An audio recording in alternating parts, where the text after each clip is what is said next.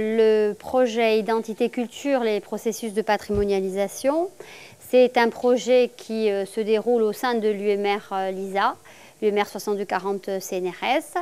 Donc l'UMR, bien entendu, est une UMR SHS avec différents projets et donc un spectre assez large de disciplines. Donc Identité Culture, les processus de patrimonialisation, c'est un ensemble de chercheurs qui sont à la fois des historiens, des archéologues, des linguistes, des littéraires, des sociologues, des anthropologues, des ethnologues, donc un bouquet, on va dire, de disciplines qui permettent d'approcher un phénomène qui est le phénomène identitaire. Donc plus spécifiquement, le phénomène identitaire insulaire corse, mais de façon générale, tous les phénomènes identitaires. Disons qu'on prend nos exemples plus particulièrement sur le terrain de la Corse, parce que qui le ferait, je dirais, mieux que nous, et c'est un devoir pour nous que de le faire. Mais ceci dit, approcher le phénomène identitaire peut évidemment se faire à la lumière d'autres expériences ou d'autres terrains que sont d'autres cultures, d'autres identités, d'autres peuples, d'autres langues. Donc au sein de ce grand projet Identité Culture, les processus de patrimonialisation, on est parti de l'hypothèse qu'il existe un gisement, qu'on va caractériser comme ça, qui est la culture corse. Et dans ce gisement, il y a un certain nombre d'éléments qui sont bien identifiés. Par exemple, la langue, quand on doit se déterminer pour dire qu'est-ce qui caractérise l'être corse, c'est la langue. Voilà. Donc là, on arrive effectivement à quand même des hypothèses de recherche et des faits, à un moment donné, qui sont bien caractérisés. La littérature, là, c'est plutôt en construction, parce qu'on a des productions littéraires, mais est-ce qu'on a une littérature, au sens un système constitué, etc.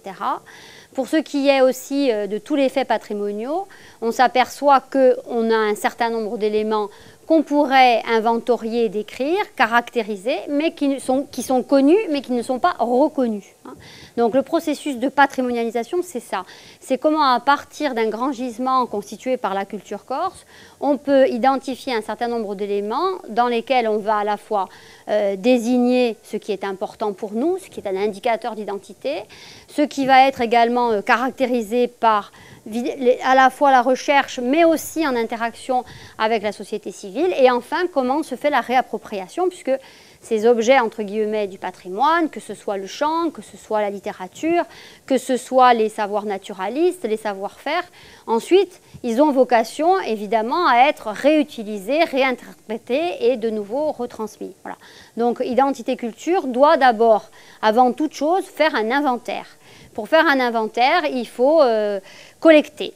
Il faut collecter à la fois des fonds documentaires, mais aussi aller sur le terrain et évidemment faire des enquêtes, faire des interviews, également pour tout ce qui est archéologie, ouvrir des chantiers.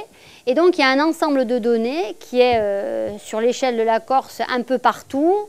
Lorsque par exemple un étudiant veut pouvoir mener une recherche, il est obligé d'aller dans les archives, il est obligé d'aller dans les bibliothèques, il est obligé d'aller jusqu'à Paris, il est obligé d'aller jusqu'à Aix, jusqu'à Pise, jusqu'à Barcelone pour réunir les données. Donc nous, ce qu'on a pensé pouvoir faire, c'est à l'intérieur de la médiathèque, qui est un centre de ressources, on va essayer de réunir au moins les inventaires, si ce n'est les données en elles-mêmes.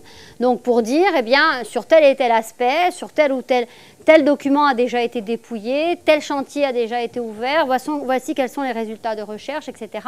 Et voilà comment est constitué aujourd'hui le Fonds Corse. Donc il y a aussi évidemment de la collecte de données auprès de particuliers, parce que les Corses en général sont assez, je dirais, ils ont tendance à thésauriser un peu leur patrimoine. Donc il y en a qui ont des collections de photos, il y en a qui ont des collections de lettres, etc. Donc je pense que le Fonds Corse, il est comme ça, éparpillé dans les archives, les bibliothèques, qu'elles soient nationales, qu'elles soient personnelles, qu'elles soient à Gênes ou à Barcelone. Et donc, nous, notre travail dans la médiathèque, c'est essayer effectivement de construire un outil qui renvoie à l'ensemble de ces possibilités, soit qui les rend disponibles immédiatement, soit en tout cas qui indique où sont ces ressources pour qu'on puisse effectivement y travailler. Et ensuite, une fois que ce travail de recherche est fait, il s'agit de se servir de l'ensemble de ces données pour construire des outils pour la société. Ça peut être des parcours, par exemple, touristiques pour les sites archéologiques de Corse. Ça peut être un outil CD-ROM pour l'apprentissage de la langue, un dictionnaire multimédia ou une anthologie des savoirs naturalistes, par exemple.